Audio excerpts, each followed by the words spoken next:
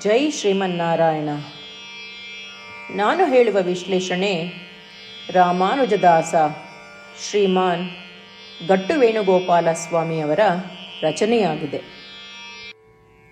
18ನೇ ಅಧ್ಯಾಯ ಮೋಕ್ಷ ಸನ್ಯಾಸ ಯೋಗ. 13ನೇ ಶ್ಲೋಕ. ಪಂಚೈತಾನಿ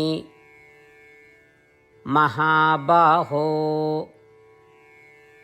ಕಾರಣಾನಿ ನಿಬೋಧ ಮೇ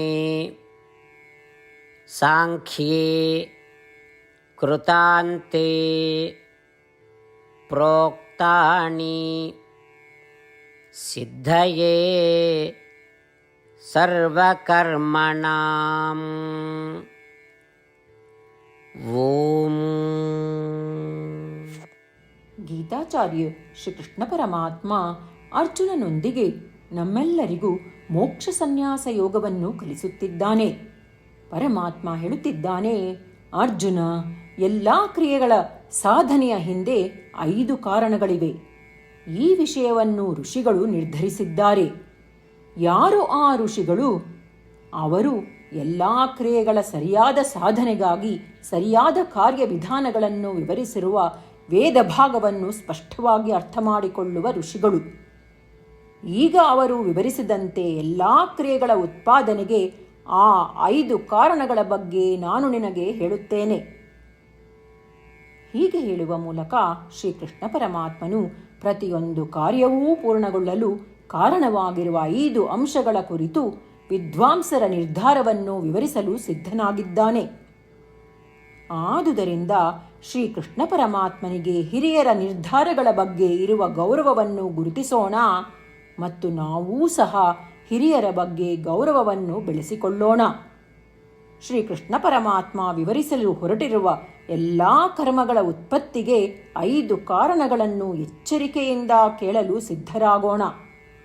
ಶ್ರೀಮನ್ನಾರಾಯಣನನ್ನು ಪಡೆಯುವುದೇ ನಮ್ಮ ಜೀವನದ ಗುರಿಯಾಗಿಸಿ ಕೇವಲ ಶ್ರೀಮನ್ನಾರಾಯಣನನ್ನು ಮಾತ್ರ ಆಶ್ರಯಿಸುವಾಗ ನಾವೆಲ್ಲರೂ ಶ್ರೀಕೃಷ್ಣ ಪರಮಾತ್ಮನ ಮಾತುಗಳನ್ನು ಶ್ಲೋಕದ ರೂಪದಲ್ಲಿ ಹಾಗೆಯೇ ಪುನರಾವರ್ತಿಸೋಣ.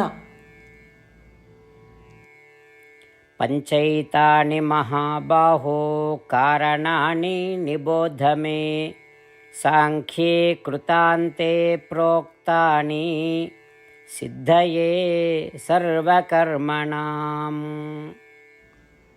ಗೀತೆಯ ಸತ್ವ ಮತ್ತು 8 ಭಾಷೆಗಳು. ಶ್ರೀಕೃಷ್ಣ ಪರಮಾತ್ಮ ಉಪದೇಶಿಸಿರುವ ಶ್ರೀಮದ್ ಭಗವದ್ಗೀತೆಯ ಪೂರ್ಣಸತ್ವ. ಅಧ್ಯಾಯ 18, 65ರಿಂದ 70 ಶ್ಲೋಕಗಳಲ್ಲಿ 8 ಕಾರ್ಯಗಳನ್ನು ಮಾಡಬೇಕಾಗಿದೆ.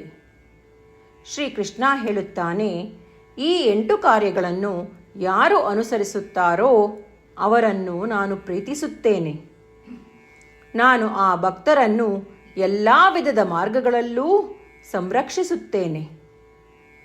ಶ್ರೀಕೃಷ್ಣ ಪರಮಾತ್ಮ ಉಪದೇಶಿಸಿದ ಭಗವದ್ಗೀತೆಯನ್ನು ಪೂರ್ಣ ಕೇಳಿಸಿಕೊಂಡ ನಂತರ ಅರ್ಜುನ ಹೇಳುತ್ತಾನೆ, ಕರಿಷ್ಯೆ ವಚನಂ ತವ. ಇದರ ಅರ್ಥ, ಕೃಷ್ಣ, ನಾನು ನೀನು ಹೇಳುವ ರೀತಿಯೇ ಮಾಡುವೆ.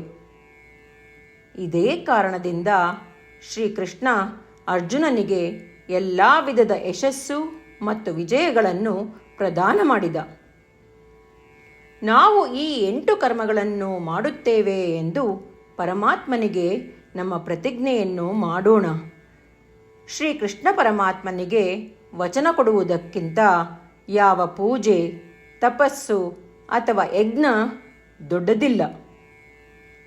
ನಾವು ಮಾಡಬೇಕಾಗಿರುವ ಈ 8 ಪ್ರತಿಜ್ಞೆಗಳನ್ನು ನಾನು ಹೇಳುವೆ. ನೀವೆಲ್ಲರೂ ದಯವಿಟ್ಟು ಮನಸ್ಸು ಮತ್ತು ಹೃದಯದಿಂದ ಯೋಚಿಸಿ. ಈ ರೀತಿ ಶ್ರೀಕೃಷ್ಣನಿಗೆ ವಚನ ಕೊಡುವುದರಿಂದ ನಾವೆಲ್ಲರೂ ಸಂತೋಷದಿಂದ ಪ್ರಕಾಶಿಸುತ್ತಿರುವ ಶ್ರೀಕೃಷ್ಣನ ಮುಖವನ್ನು ದೃಶ್ಯಕರಿಸೋಣ ಮತ್ತು ಆನಂದವನ್ನು ಅನುಭವಿಸೋಣ. ಜೈ ಶ್ರೀಮನ್ನಾರಾಯಣ. ಇವುಗಳೇ ನಮ್ಮ 8 ಪ್ರತಿಜ್ಞೆಗಳು. ನಮ್ಮ ಮೊದಲನೇ ಪ್ರತಿಜ್ಞೆ, ಹೇ ಶ್ರೀಮನ್ನಾರಾಯಣ, ನೀನು ಸೂಚಿಸಿರುವ ಹಾಗೆ ನಾನು ಸದಾ ನಿನ್ನ ಧ್ಯಾನ ಮತ್ತು ಚಿಂತನೆ ಮಾಡುವೆ. ನಮ್ಮ ಎರಡನೇ ಪ್ರತಿಜ್ಞೆ, ಹೇ ಶ್ರೀಮನ್ನಾರಾಯಣ, ನೀನು ಸಲಹೆ ನೀಡಿರುವ ಹಾಗೆ ನಾನು ಸದಾ ನಿನ್ನ ಭಕ್ತನಾಗಿರುವೆ.